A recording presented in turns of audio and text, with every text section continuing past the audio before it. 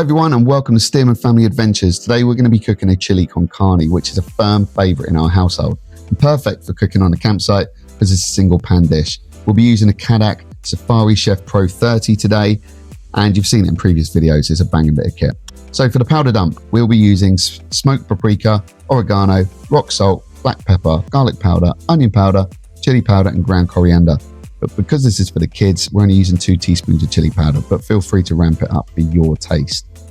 Main ingredients: beef mince, tomatoes, kidney beans, onion, celery, carrots, bell pepper, chicken stock, fresh coriander, and secret ingredient, dark chocolate.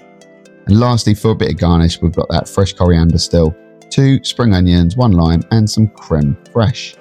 So what you want to do first is go ahead and chop those vegetables. I'm super bad with a knife, really slow, so I'm speeding it through for you. But there you go, that's the carrots chopped. Here we go with the celery. I'll attack the white onion in a second and then go about chop the bell pepper, empty the tins in the bowls. But essentially what we want to do is sort out all of our veg, get everything out of the pots, get everything out of the spice pots and put it into separate little containers, so that when it comes to putting it into your single pan, it's really easy and you get the order perfect. There we go, let's admire our work. You can see I've got a bit of vegetable stock in a Pyrex dish, and apparently not enough bowls for the dark chocolate, but there you have it. Second step, let's heat the pan, some extra virgin olive oil in there. That is probably too hot right now. But we start off by cooking through the Soffritto, or the Holy Trinity, which is celery, it's carrots, and it's white onion. You want to put it in a pan and just heat it through for maybe 10 minutes. Because if you don't put this in first, it takes the longest to cook. And although you do want some texture in your chili, you don't have big, solid, crunchy bits of carrot in there. This is more just for the real deep flavour that you want in the chili, which you see some ingredients and recipes online, and they don't necessarily always put this in. But I find whenever you're using beef mince, such as this, let's say bolognese sauce, which I've done a video on, I do like to put the 3 ingredients in at the start. And there we have it. It looks like it's coming together nicely. There you go. Okay. Oh, quick pan change. I think I realized as I'm recording this after the fact that the pan I had was too small, so I've got a big old saucepan on the Cadac there, and the Soffritto's basically cooked. So now what we want to do is bung in the mince. Nice solid chunk there. Don't worry too much, just go about and chop it up. But I just turned the heat down there because it was sizzling away. But what you want to do is just make sure that your mince is really fine. You don't want big chunks of mince in there. I do have a tool for it. There's another channel on YouTube called That's What I Reckon, and he suggested using a whisk, and believe me, it's a wonder tool for doing this. So here we go. I went in the Caravan, grabbed the whisk and give it a good old smash up. Actually, I'll fast forward some of this for you. There we go. Oh, Sammy had a little spin in the whisk. Happy days. There's Frankie in the background, just playing around. We are at Kessingland campsite at the minute, and lovely campsite. And I think it's about 6 p.m. This took 3 hours to cook in total. But yeah, there we go. We mashed up all of the mince coming together, and you just want to cook that down and just brown it all off until it looks like this. And then you want to go ahead and put in all the chopped tomatoes. Now, if you're only making for a few, maybe 2 or 3 adults, you'd maybe put 1 tin of tomatoes in there. But I've got to cook for 2 adults, a bunch of kids, and there's always good to have a little bit left over so you can stick it in the freezer. So that's 2 tins of chopped skinned tomatoes, and I'm just mixing it in. I'll cook that tomato down a little bit, maybe for 1 or 2 minutes.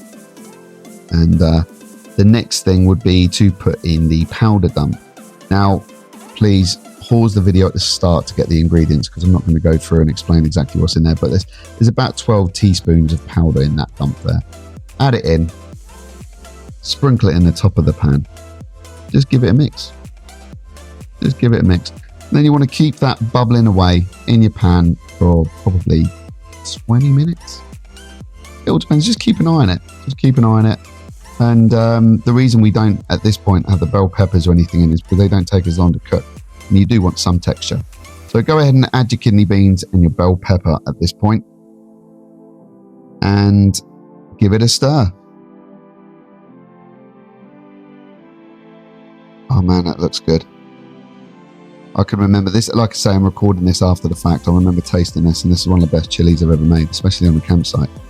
So give it a stir, add in your chicken stock. Now you can add beef stock, vegetable stock, whatever really. I only had chicken stock on the campsite in the caravan. Obviously when you're camping, ingredients are limited. If I didn't have enough time, I'd probably use a sachet of chili mix and kick it out in 20-30 minutes. But as I had all of the ingredients, just went ahead and made an authentic chili.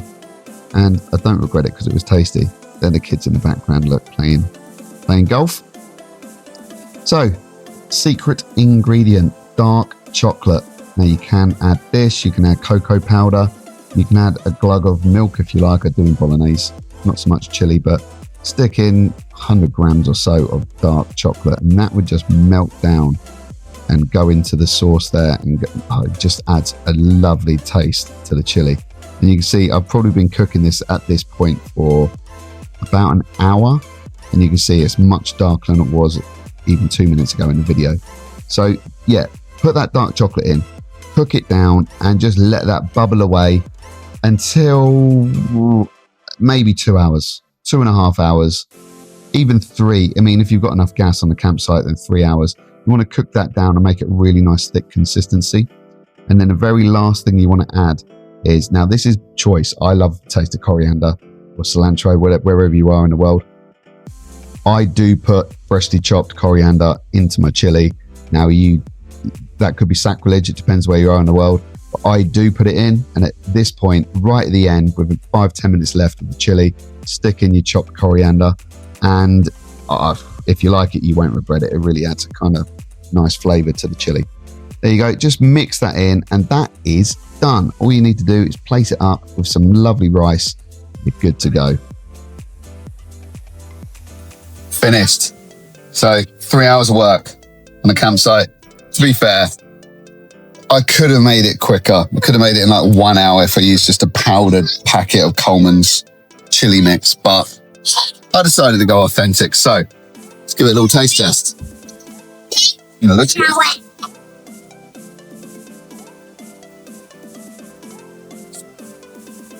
Oh yeah. Good? Okay, that's good. See what the boys think. Guys, what do you think? Is it yummy? You're good. Yeah. I also do like the sticky rice. Oh, yummy. This chili con carne.